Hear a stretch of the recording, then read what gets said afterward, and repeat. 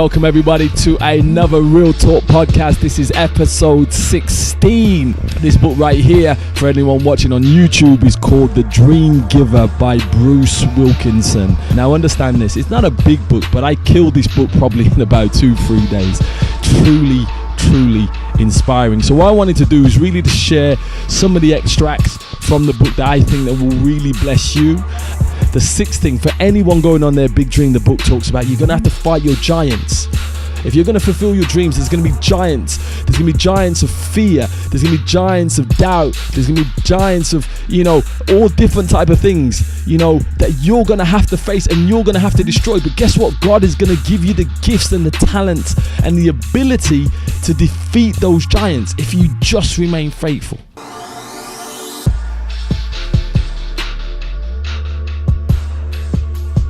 Welcome everybody to another Real Talk podcast. This is episode 16.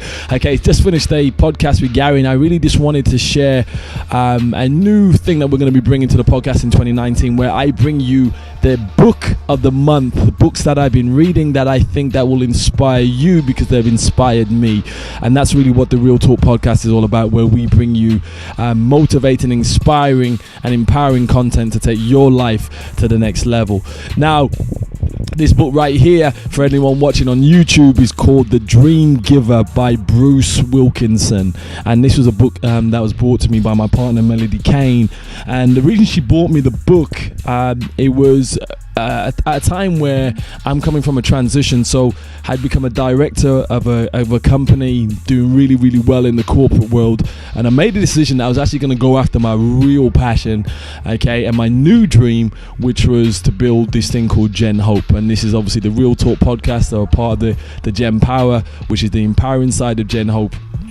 And she bought me this book because she says, I really believe in you and I think this book will really encourage you. Now understand this, it's not a big book, but I killed this book probably in about 2-3 days. Truly inspiring. So what I wanted to do is really to share some of the extracts from the book that I think that will really bless you and really inspire you to go out and get the book yourself. I really do pray that you'll take away from this the extracts and also implement them, but go away and read the whole book for yourself. I'm telling you, there is a blessing for anybody who reads this.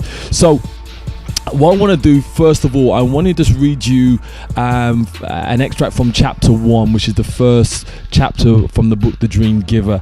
Now, the first chapter is really like a modern day parable, Bruce Wilkinson writes, and he talks about the story of Mr. Ordinary, and nobody who wants to leave the land of familiar to pursue his big dreams. So I'm going to just read this for you. I haven't read a book to anyone in a long time, so bear with me. So let's read this. It's only a couple of pages that I'm going to read, and there's some parts from that. But it starts off, chapter 1, Ordinary embraces his big dream. Not long ago, not far away, a nobody named Ordinary lived in the land of familiar. Every day was pretty much the same for Ordinary. In the morning, he got up and went to his usual job. After work, he ate almost the same dinner he had eaten the evening before. Then he sat in the recliner and watched the box that mesmerized most nobodies on most nights. Sometimes best friend came over to join Ordinary in front of the box.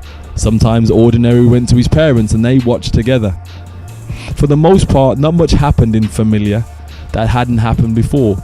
Ordinary thought he was content. He found his routines reliable. He blended in with the crowd. And mostly he wanted only what he had, until the day Ordinary noticed a small nagging feeling that something big was missing from his life. Or maybe that feeling was that he was missing from something big. He just wasn't sure. The little feeling grew. Now, Ordinary had heard rumors of various nobodies in familiar waking up to a big dream, but he had never imagined that it could happen to him. He rushed to get dressed, his big dream beating brightly in his chest. He couldn't wait to get to his usual job and tell best friend the news. But on the way to work, Ordinary realized he had a problem. His big dream was too big for a nobody like Ordinary. He would be embarrassed to tell anyone. Even best friend would probably laugh. Day after day, Ordinary showed up to his usual job. But while he worked, he thought about his dream. He thought about how wonderful it would be to do what he had loved to do instead of just dreaming about it. Ordinary longing for his big dream grew and grew until finally he realized that he'd never be happy unless he could pursue it. Why didn't the dream giver make it possible? So listen, that's just a small extract from the parable, okay, of Mr. Ordinary who wanted to become a somebody. Now, the thing is, when you read that, I think there's a lot of people that you'll look at and think, actually, I know ordinary people who are living in familiar world. They wake up the same time, they go to work in the same place, and they do the same things. They come home, they watch TV, okay, they do the same things every single day, like Groundhog Day. But you know what? For every ordinary, there is a somebody in there who has a dream. Now, I just want to review that chapter just briefly. And some of the key things I want to take, there's 4 key things from that in that chapter review, is that we all have a dream. Every single one of us has a dream. And the reason I can say that is because God has gifted this to everyone. There is no one out there. I know some people will say, well, some people are just dreamers. There's some people who just have that gift, like a Steve Jobs, who's just a dreamer and things like that. But listen, all of us have been made in the image of God, and God had visions of the future. So he was dreaming this is what would happen, and you're made in that image. So you have a dream. You may have forgotten, or you may have dismissed it, but you have a dream. The second thing that I reviewed from that chapter was your dream is based on what you will do best and what you love to do. God has not given you a dream that you can't fulfill. God is not going to give you a dream that you're not going to enjoy doing. Okay, so you have a dream that's given by God, but also it's a dream that you will love to do. Third point from that chapter is that you will have to make sacrifices and make big changes. You're going to have to move out your comfort zone. In that book, Mr. Ordinary had to move out the world of familiar. If you're going to go for big dreams, you're going to have to move out of that place of being familiar and coming out of your comfort zone. Now, your comfort zone protects you, and it's a good thing to have comfort zones, but you can't always stay there if you're going to go after your big dreams. You're going to have to get out of your comfort zones. The fourth thing that chapter really talks about is remembering that everybody who's so-called a nobody is really a somebody just waiting for their dreams to come true. You, my friends, if you're listening to this, are a somebody. You're not a nobody. You just have to understand that your dream is there and it's ready to be showcased if you're prepared to come out of familiar world. Now, obviously, some of the things that we talk about in the first couple of chapters in the book, or Bruce talks about, he discusses that God will give you a dream, but also the ability to reach it. Now, the first thing that, whenever you're going through it for a dream, there's some patterns that are usually seen. Now, I just want to go through some of these patterns that are usually seen for anyone who's starting on the journey of going after their big dream. The first thing is you've got to be aware of a personal dream and then decide to pursue it. Going back to what I said, everybody has a dream. Everybody. And if you can just think back to your childhood, you'll realize there is a dream in you, and you have to then be aware of that. What's that thing that you're called for? What's that thing that you'd love to do? Then you've got to make a decision. No one can force you to do it. You've got to make a decision to go after it. The second thing is, for anyone who's going after their big dreams, you'll have to face the fear of leaving the place of comfort. I don't care who you are. There's no one out there. I know people think, oh man, if I was like you or was like that person, I'd just go for it. Everybody gets scared going after their big dreams. I get scared going after my big dreams. What if this happens? What if that happens? But you've got to overcome the fear and become courageous and get out of that place of comfort. The third thing for anyone pursuing big dreams is that you're going to encounter opposition from around you. There's going to be naysayers. There's going to be people that say you can't do it. It hasn't been done. Even today, somebody was telling me that I don't know if you've made the right decision here. It wasn't encouraging me. I've already made the decision, so I didn't really need to hear your negativity. So you're going to have naysayers, people around you who tell you that it can't be done. The fourth thing that's going to happen to you, my friends, if you're going to pursue a big dream, your dream, is that you're going to face a season of difficulty where you're going to be tested. It's that season where you're going to think, man, I just think I'm going to quit. I think I'm just going to have to quit. I don't know if this is really going to happen for me. And why is it so hard? If this is from God and this is meant to be, why is it so hard? Listen, everybody who's going after a big dream, there's not one person you will find on social media, YouTube, in the library, who's gone after a big dream who didn't face a season of difficulty. This is when your faith is being tested. Do you really want this bad enough? You're also then going to have to learn a thing of surrender. You surrender what potentially you wanted to do to what you really meant to do. Okay, I'll give you an example. Okay, I built up this dream and I wanted to become this director in the corporate world, and I did it and I made it. And then I felt God say, surrender that dream to me because I've got a bigger dream. You've got to surrender your small vision for the big vision. You've got to learn to surrender that. The sixth thing, for anyone going on their big dream, the book talks about, you're going to have to fight your giants. If you're going to fulfill your dreams, there's going to be giants. There's going to be giants of fear. There's going to be giants of doubt. There's going to be giants of, all different type of things, that you're going to have to face and you're going to have to destroy. But guess what? God is going to give you the gifts and the talents and the ability to defeat those giants if you just remain faithful. And the seventh thing that all people going after their dream, they're going after their big dreams will face, is that they will reach their full potential. That full potential where you're achieving your dream and bringing honor to God by fulfilling what you were placed on the earth to do. Okay, understand this, is that if you're going to go for these big dreams, you're going to go through these things because everybody goes through them. But at the end, there is step 7 where you actually reach your potential. Now, I want to say this, okay? You were born for this. You, my friends, if you're listening to this podcast, you were born to dream big dreams, to do great things. Now, I know, as I said earlier, we think that that's for Elon Musk with Tesla cars or Steve Jobs with Apple, and these people. But no, big dreams. You were called to dream big. You were called to do something amazing. Every one of us has a dream. But do you know what happens? The book goes on to say that we start to believe it's not possible, and we start to look all the reasons why we can't. So let's talk about some of the excuses that people use for why they can't dream big.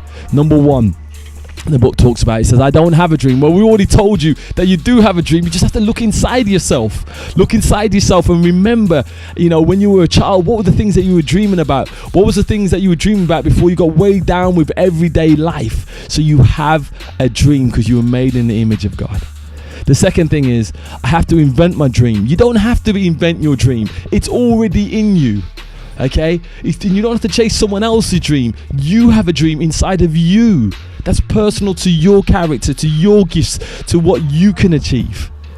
The third excuse that people say is, I have a dream, but it's not that important. Listen, your dream is unique and it is important. It may not feel as big as this person's dream over there or that person's dream. So what people say, because it's not important, I'm not going to go after it. It is important. Okay, the world is full of millions of people, and if you don't follow your dream, guess what? This world will not be the same. It is important that you do what you're called to do. Fulfill the dream that God has placed in you. Another excuse that people say is, I have a dream, but it's up to God to make it happen. Guess what? God's waiting for you to make it happen. He placed the dream in you. Now he's waiting for you to step out in faith. He's waiting for you to go and do it. The dream won't come and just land in your lap. You guys have to go and get it.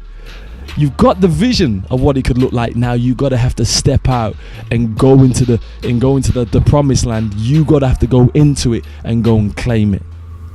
The fifth excuse that people use is, and the book describes, is that they say it's too late. Well, let me tell you something. It's never too late. If you are breathing, my friends, it is not too late for you to go after your dream. Listen, KFC, we all know KFC, and every high street corner. How old was he before his dream became a reality? In his 60s. Do you know most people who are succeeding in their dreams are actually over 40 years old? Not in their 20s, but actually over 40 years old. Those are the people that are exceeding. So there are no excuses for you not to go for your dreams. So I want to leave you in this final couple of minutes, just some things that I want you to do. Okay. I want you to understand this. Point number one first. A big dream will always seem overwhelming at first. It will seem that it's too big for it to achieve. You don't have the resources. You may not feel like you have the talents. You may not have the people around you, whatever it may be. If it's a big dream, it will always seem overwhelming. And that's a good thing, because that's what dreams are meant to do.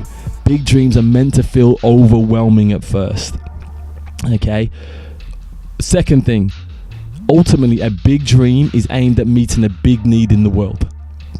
There are big needs in this world, and you were called to resolve them. You were called to make a difference. The reason I wanted to do Gen Hope is because I felt there was a need to bring hope to a generation in different areas: fitness, motivation, finances. So I saw the need, and I'm trying to create this organization that addresses that need. Now you will see a need that I don't see, and God is opening your eyes to the needs of this world, and there are many. There are many. Maybe it's, there's a need for you to adopt a child or to foster children. Maybe there's a need for you to teach English in Africa. Maybe there's a need for you to volunteer at your local shelter. There are needs. What's that dream that God is putting in your heart that you could make a difference? The third thing is, as long as you have breath, it's never too late to act on your dream. Now, people say, I don't know what my dream is, right? Let me just give you some final points here from the book. It talks about, think what you wanted to do while you were growing up. Okay, some people say an astronaut, a footballer, a ballerina, dance. There was something that you wanted to be when you were growing up. Think about that. That will be linked to your dream. The second thing is, if someone came along and gave you all the money in the world, what would you do? Now, don't say you want to relax on the beach and things like that. There's only so long you can do that. If you had all the money in the world, what kind of things would you want to be doing? Would you want to be helping people? Would you want to build a house or for the homeless shelters? Would you, want to teach kids how to dance or act or whatever? If you had all the money and all the resources, what would you do? That will be linked to your dream. The other thing I then ask you to do is ask 3 people who are actually going for their dreams. What did they see in you? What do they think you should be doing? But only ask people who are going after their dreams, okay? Don't ask people who are not doing anything. You're going to get the wrong answer. But ask people what they think you should be doing. Now, what I want you to do is, 1, get this book, but just think about some of the things that we said today. Write down your answers. What's that dream that's in you? Start putting it down on a piece of paper and then decide to go for it. Tell somebody about it today. Tell somebody that you've got this big dream. Tell somebody that, I'm tired of being ordinary. I know I'm not a nobody. I'm a somebody, and I've got this big dream. And even if they laugh, it doesn't matter. Because actually, maybe their laugh is just the very fact that you've awakened in them that they need to dream big again. So listen, book of the month, my recommendation, The Dream Giver. I think we're going to, look to do a little bit more out of this book and a little bit more teaching. But, I only just wanted to give you a brief overview about the book. Amazing purchase. Now, you can get this on Amazon and things like that for like £8, something like that. A great investment. Listen, those who read, lead.